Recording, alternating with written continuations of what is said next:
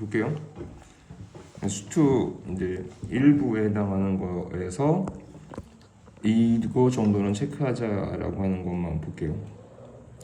일단 시의 표현과 형식인데 왼편에 형상화라는 단어는 알아둘 필요가 있어. 다른 말로 구상화, 구체화라고 하는데 이 중에서도 마지막 두 줄에 추상적, 구체적 형상화인데 이게 추상의 구체화라고 하는 표현기법 문제로 나올 수 있고, 참고로 추상이란 말 대신에 관념, 구체화라는 대신에 감각화 이런 말로도 바뀔 수 있어요.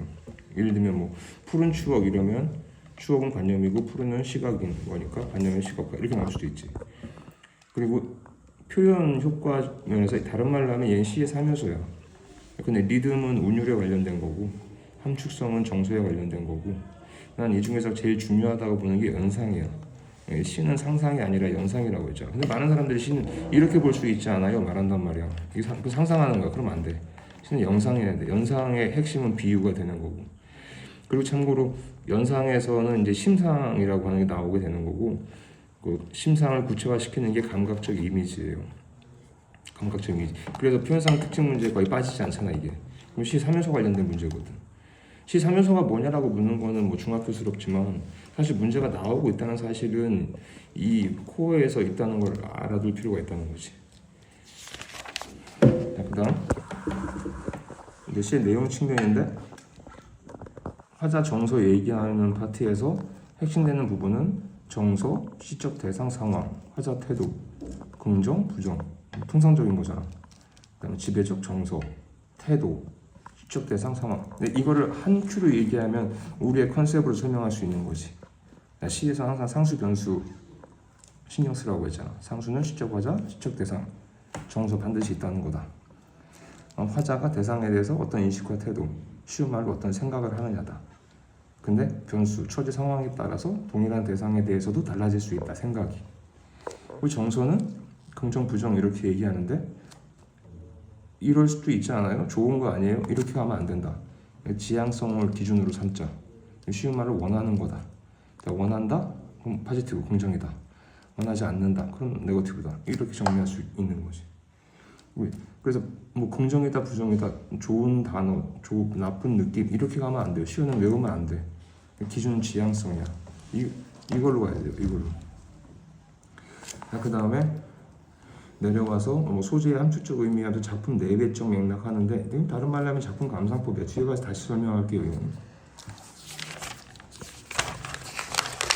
자, 여기 이거 1부 파트에서 제일 중요한 두 번째지. 여기서 서술상 특징 요소가 제일 중요한데 여기서 좀 추가시킬 필요가 있어. 인물 사건 내면적 분석에 사건 내부라는 말로 말해보고 외부적 관찰에 사건 외부라는 말로 해봐. 내면적 분석은 사건 내부 당사자란 뜻이고 외부적은 사건 당사자가 아니란 뜻이에요. 그러니까 서술자가 작중 인물이다. 그럼 또 이렇게 말해봐. 서술자가 등장 인물이다. 그럼 서술자가 등장 인물이면서 사건 당사자다. 그럼 1인칭 주인공이라는 거지. 다른 말로 하면 지가 지 얘기한다는 얘기야. 서술자가 등장 인물이지만 사건 외부 당사자가 아니다. 그럼 1인칭 관찰자. 지가 다른 애 얘기한다는 거지. 그런데 이때도 조심해야 되는 건 다 1인칭이기 때문에 주관을 배제한다라고 하는 말은 틀려. 어차피 1인칭 다 주관적이거든. 그리고 또 서술자가 작중인물 아닌 경우, 즉 등장인물이 아닌 경우, 이 중에서 또 중요한 게 전지적 작가 시점이에요. 전지적 작가 시점이라도 불릴 수 있어. 그게 더 일반적이야. 근데 이때 나오는 게 이제 초점화야. 특정 인물의 시각에서. 이 부분이 이제 고전 소설에 가게 되면 대체로 전지적 작가 시점이다 하면서 편집자 논평과 이제 접점이 생기는 구역이야. 이 서술자 시점 이건 매우 중요해. 진짜 매우 중요해. 매우 중요해요. 다른 말로 하면 서술자 시점 문제는 누가 누구를 이야기하는 거야. 내가 내 얘기하느냐, 내가 제 얘기하느냐 이거거든. 이게 서술자 시점으로 판단되는 거야. 자, 그 다음에 소설의 구성 요소인데 일단 서사라는 말은 일반적이고 흔하지만 또 좀 한번 체크해둘 필요가 있는 게 서사는 인과관계를 갖는 거고 그 인과관계 원인과 결과는 플롯에 해당된다는 거예요.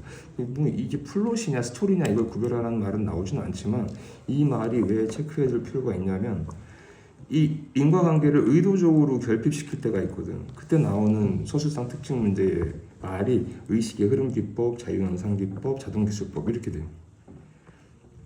근데 이제 소설의 구성 요소에서 소설의 3요소가 이렇게 뭐냐 물어보면 대부분 다 인물 사건 배경이라고 말하거든. 틀려. 소설의 3요소는 주제 구성 문체고 인물 사업에는 구성의 3요소야. 그리고 문체의 3요소는 묘사 소술 대화인데 소설의 3요소가 뭐냐 물었을 때 인물 사건 배경 말하는 캐릭터들은 문체의 3요소를 모른다는 거지. 이게 문제. 이게 있는지도 모르고 궁금해하지도 않아. 근데 묘사 소술 대화는 다 보면 소수상 특징에 꼭 나오는 말이잖아요.